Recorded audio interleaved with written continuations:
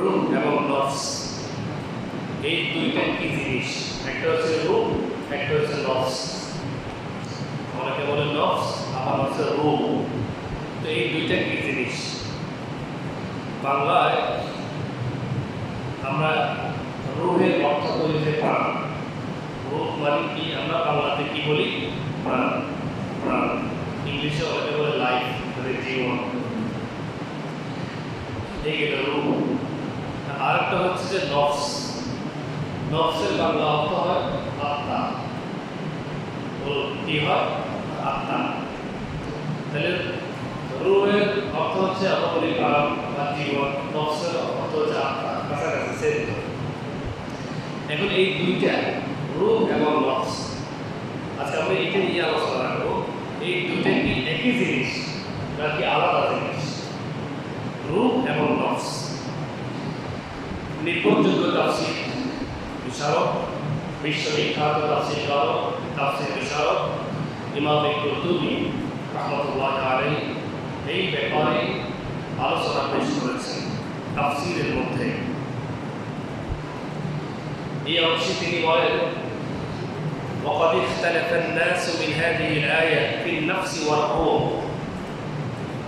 এই আয়াতের প্রসঙ্গে ওলামায়ে কেরাম তিনি বক্তব্য দিচ্ছেন। ওলামায়ে কেরাম অনেকেই এর রূহ এবং নফস নিয়ে বিস্তারিত আলোচনা পেশ করেছেন।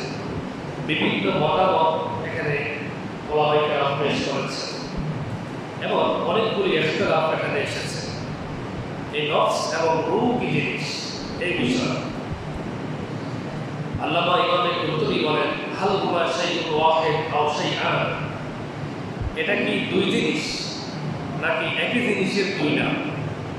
রূহ এবং নফস এটা কি দুই জিনিস নাকি একই জিনিসের দুইটা নাম? ওয়াল আযহার আন্নাহুমা শাইউন ওয়াহিদ।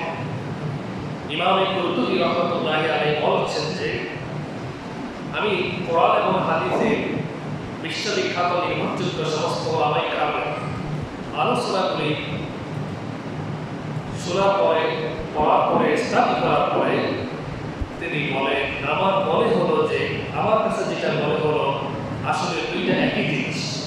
তিনি বলছেন দুইটা একই জিনিস আসলে। অহুয়াল্লাযী তাদাররা আলাইহি আল-আথারু as-সিহা আলা মা নাযকুরুহু ফি হাযাল বাব। তিনি বলছেন, আমি দলিল হিসাবে রূহ এবং নফস এই দুইটা যে একই জিনিস, আমি কিছু কিছু হাদিস পেশ করব এবং সাহাবায়ে কেরামের কিছু কথা আমি আলোচনা করব। ইমাম কুরতুবী বলেন, এতে বোঝা যাবে, পরে বিষয়গুলো আমি উল্লেখ করছি, যে নবী করিম সাল্লাল্লাহু আলাইহি ওয়াসাল্লাম হাদিসের মধ্যে যখন তিনি রূহের ব্যাপারে আলোচনা পেশ করেছিলেন, তিনি রূহের মাধ্যমে তিনি হাদিসের মধ্যে নফসকে বুঝিয়েছেন। তিনি বলেন, আবার যখন তিনি নফসের ব্যাপারে কথা বলেছেন আল্লাহ রাসূল, তখন তিনি রূহকে ইঙ্গিত করেছেন। আলাদা আলাদা, এটা আলাদা আলাদা জিনিস, এটা বোঝা যায় না, মনে হয় দুইটা একই অর্থে তিনি ব্যবহার করেছেন রাসূলুল্লাহ সাল্লাল্লাহু আলাইহি ওয়াসাল্লাম, রূহ এবং নফস। দলিল হিসেবে তিনি একটা হাদিস পেশ করছেন, মানে রূহ এবং নফস এটা কি একই জিনিস নাকি আলাদা? উম্মে সালামা রাদিয়াল্লাহু তাআলা আনহা বলেন, দাখালা রাসূলুল্লাহ সাল্লাল্লাহু আলাইহি ওয়াসাল্লাম আলা আবি সালামা। উম্মে সালামা রাদিয়াল্লাহু তাআলা তিনি আমাদের একজন মা, নবী করিম সাল্লাল্লাহু আলাইহি ওয়াসাল্লামের বিবি। ওনার আগে একজন স্বামী ছিলেন, যে স্বামী ইন্তেকালের পরে যখন ওনার ইদ্দত পার হয়ে গেল, পরে নবী করিম সাল্লাল্লাহু আলাইহি ওয়াসাল্লাম ওনাকে বিবাহ করেন। তার আগে তিনি যে স্বামী ঘর করেছেন ওই স্বামীকে বলা হয় আবু সালামা, সালামার পিতা। আবু বলে আরব দেশের মানুষেরা ডাকে। আবু সালামা যখন ইন্তেকাল করেন, ইন্তেকাল হয়ে গেল আমার ঘরে, মানে উম্মে সালামার ঘরে, আল্লাহ হাবিবের বিবির ঘরে। তিনি বলছেন আমার ঘরে যখন আবু সালামার ইন্তেকাল হয়ে গেল, আমি ফার্স্টে খবরটা দিলাম নবী করিম সাল্লাল্লাহু আলাইহি ওয়াসাল্লামকে। আমার খবর শুনে আল্লাহর হাবিব দৌড়াইয়া আসলেন আমার গৃহে, এবং তিনি এসে দেখলেন যে আবু সালামার প্রাণটা এখনই বের হয়ে গিয়েছে, মানে রূহটা চলে গেছে এখনই। আল্লাহ রাসূল যখনই তার গৃহে প্রবেশ করলেন, উম্মে সালামার গৃহে, তিনি লক্ষ্য করলেন যে আবু সালামার রূহটা এই মাত্র বের হয়ে গিয়েছে। এজন্য তার চোখ দুইটা খোলা। আবু সালামার রূহ যাওয়ার পরে চোখ দুইটা কি খোলা খোলা আছে।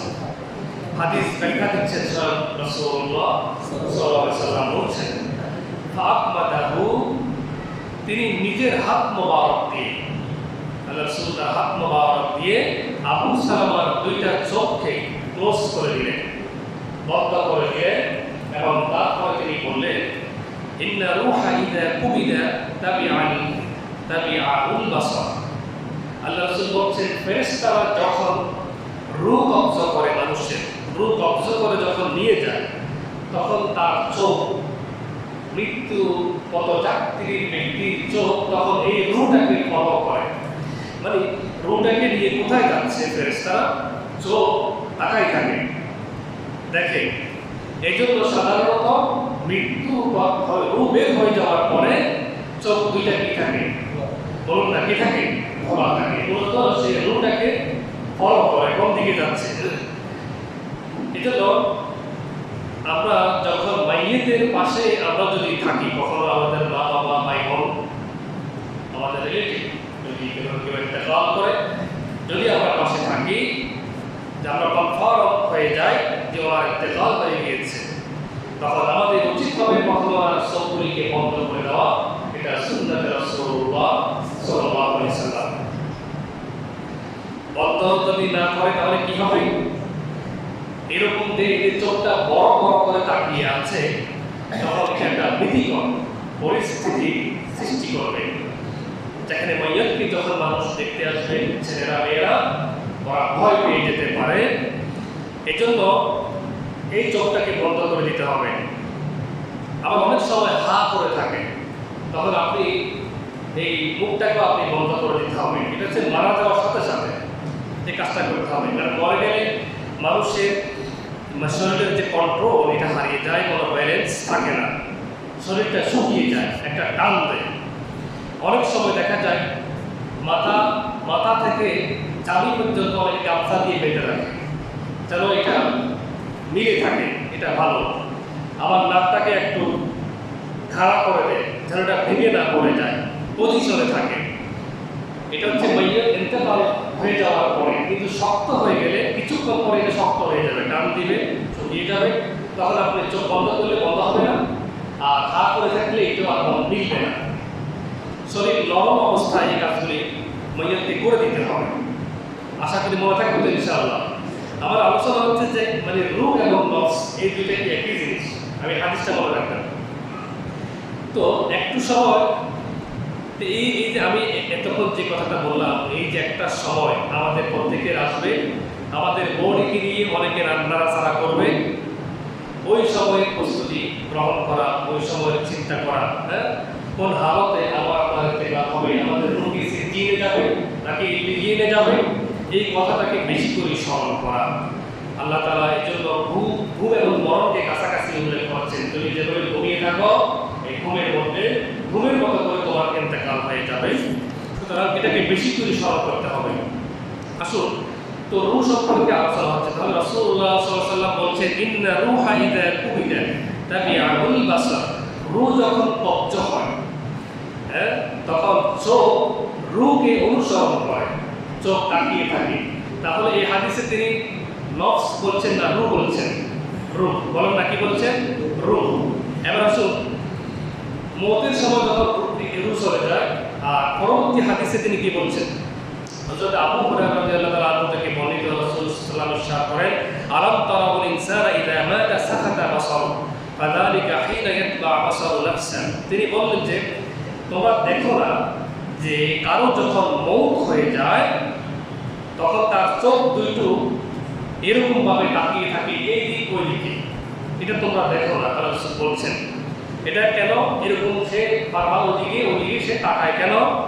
যখন তার নফস থেকে, এখানে তিনি বলছেন নফস, প্রথম হাদিসে বলছেন তিনি রূহ যখন চলে যায়, আর এই হাদিসে বলছেন নফস যখন বের হয়ে যায় তখন চোখ এই নফসকে ফলো করে, এই নফসকে অনুসরণ করে। এখন রূহ তো বের হয়ে চলে যাচ্ছে, এখন চোখ তো শরীর থেকে বের হওয়ার অনুমতি নেই, চোখ বের হবে না, এজন্য চোখ বের হয় না, চোখ এদিকে ওদিকে তাকাতে তাকাতে চোখটা বড় বড় হয়ে থাকে।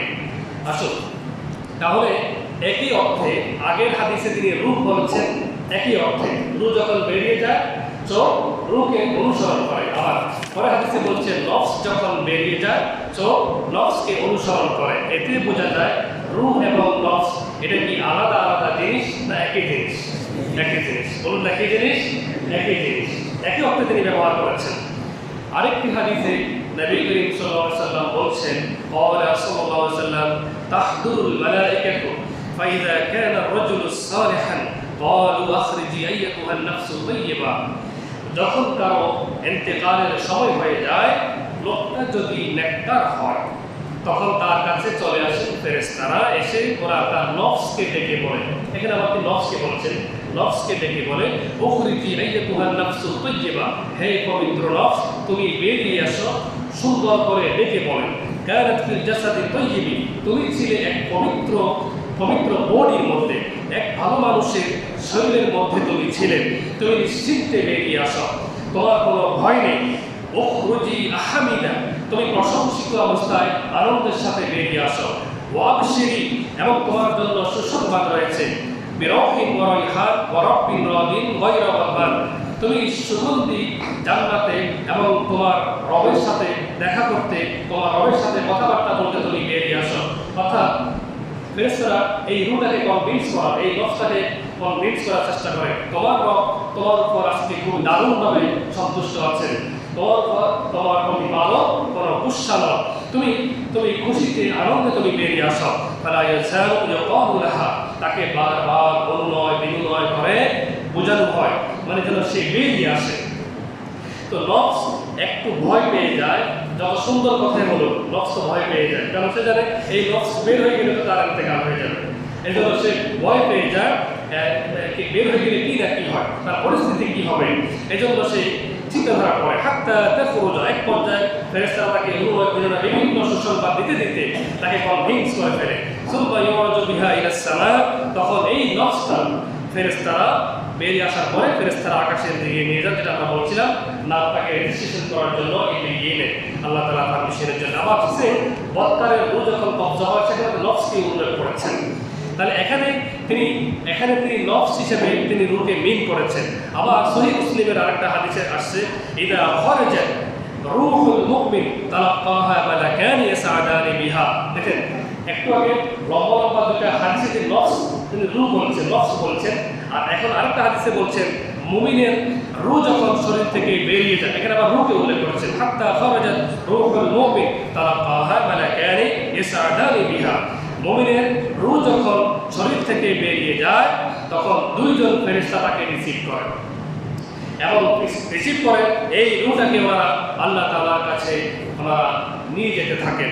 সেখানে অর্থাৎ এই রূহটা তার নামটাকে কি ইদ্দিজিনে লেখা হবে, তার নামটা নাকি সিদ্দিনে লেখা হবে, আল্লাহ তাআলার কাছ থেকে সেখানে অনুমতি বা পারমিশন নেওয়ার জন্য তারা উপরের দিকে উঠতে থাকেন।